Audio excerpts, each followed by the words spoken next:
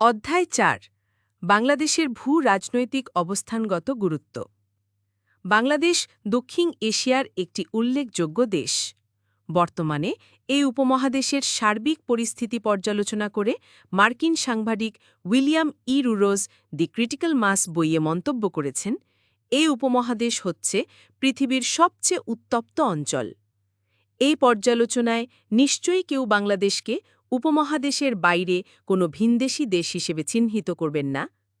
বাংলাদেশ যদিও একটি দরিদ্র দেশ ও সম্পদ সামর্থ্যের তুলনায় ভারত থেকে অনেক পিছনে আমাদের অবস্থান, তবুও নিম্নলিখিত কয়েকটি কারণে বাংলাদেশ ভারতের নিজ স্বার্থে অত্যন্ত গুরুত্বপূর্ণ একটি অঞ্চল হিসেবে পরিগণিত হচ্ছে।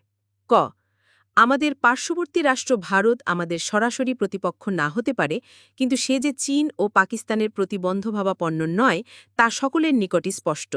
যদিও ১৯৯৪ সালের চীন-ভারত সীমান্ত চুক্তিকে অনেকে পাক-চীন অক্ষের জন্য মারাত্মক আঘাত বলে অভিহিত করছেন, তবুও একথা স্মরণ রাখা দরকার যে ওই চুক্তির ফলে ভারতকে অরুণাচল প্রদেশের বিস্তৃত এলাকা চীনকে দিয়ে দিতে হয়।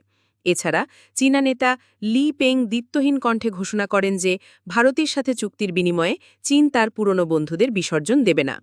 চীন-ভারত চুক্তি একটি সাধারণ সীমান্ত চুক্তি এবং কখনোই আদর্শ বিকিয়ে দেয়া একাত্মবোধক চুক্তি নয়। যেমন আমাদের সাথে ভারতের ফারাক্কা সংক্রান্ত কোনো চুক্তি জাতীয়তাবাদী সরকারের আমলে সম্পাদিত হলেও তা চীনের সাথে সম্পর্কের বিনিময়ে ভারতের কোলে ঠাঁই নেওয়া বোঝাবে না।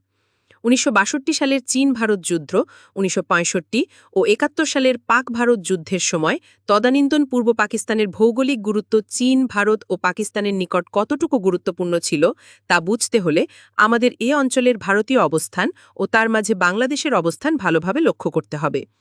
বাংলাদেশের পূর্ব ও পশ্চিম পাশে ভারতের যে বিস্তীর্ণ অঞ্চল, তার মাঝে একমাত্র যোগাযোগকারী পথ হচ্ছে তেঁতুলিয়া সীমান্তের উত্তর পার্শ্বের সরু করিডোর, যা শিলিগুড়ি করিডোর নামে পরিচিত।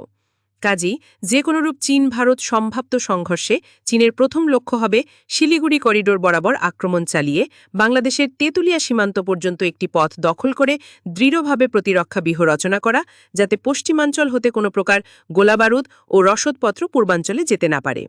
এখন যেহেতু ভারতের পূর্বাঞ্চলে কোনো সমুদ্র বন্দর নেই, তাই এই অবস্থায় পূর্ব ভারত হয়ে পড়বে সম্পূর্ণ বিচ্ছিন্ন একটি অঞ্চল।